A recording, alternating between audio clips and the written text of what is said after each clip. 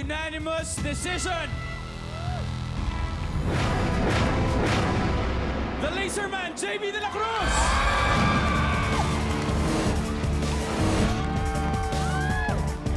Thank you, Pareliana. We'll see you around. Thank you. Congratulations sa inyong dalawa ni JB.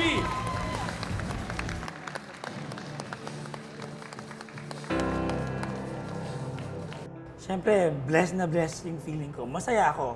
Hindi lang ako, pati family ko masaya.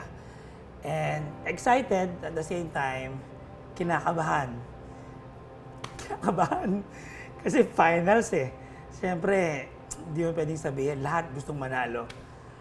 At gusto ko lang talagang gawin yung isang maganda at malinis na performance at baka maaari tayong gusto ko rin manalo talaga.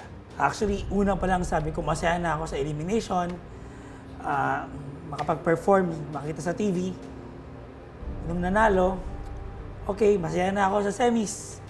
Makapag-perform, makita ulit ng pangalawang beses. Nanalo ulit, thank God, it's a blessing. Aking wife. Nagtatanong siya sa message eh. Hindi ako sumagot. Pag uwi ko sa bahay, hindi pa rin ako sumagot. Tahimik ako, makita ko sa bahay, ligpit-ligpit, naligo muna ako, kunyari malungkot ako. Tapos, surprise ko siya na pasok ako sa finals. Siyempre, tuwang-tuwa siya. Nung semifinals, after nung sa studio, bagyo yung week na yun eh, bagyo yun. So, nakauwi kami, nabasa ako, puyat. The next day, I have an event in Baguio. Tuloy pa rin, doon wala na akong boses. Tsaka, pagbalik ko ng Manila, ayun, tinamaan ako ng allergy sa ubo, allergy rhinitis. Tapos, sa sobrang hilo ko, bumababa ako ng hagdanan, natapilok ako.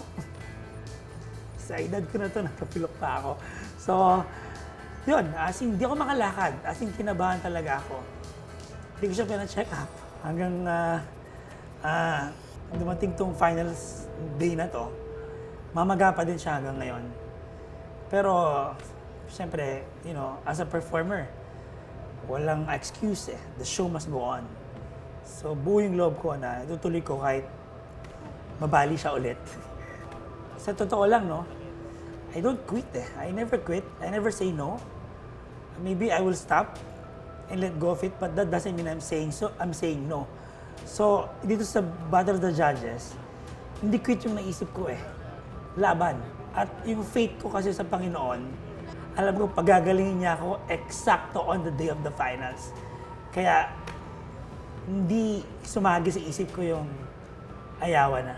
Tuloy-tuloy pa rin yung research ko, tuloy-tuloy pa rin yung paggawa ko ng planning. Lahat, habang umiika, nagpupunta ako sa mall, naghahanap ako ng whatever, umiika na ako nun. Well, I dedicate this, syempre, una-una sa family ko. Marami sila sa family. So I wanna start with my mom kasi siya na lang yung buhay. And my dad and my mom was very proud of me every time they see me on TV. So ngayon, mami ko na lang, sobrang proud siya sa akin na na naman, you're still on TV with GMA.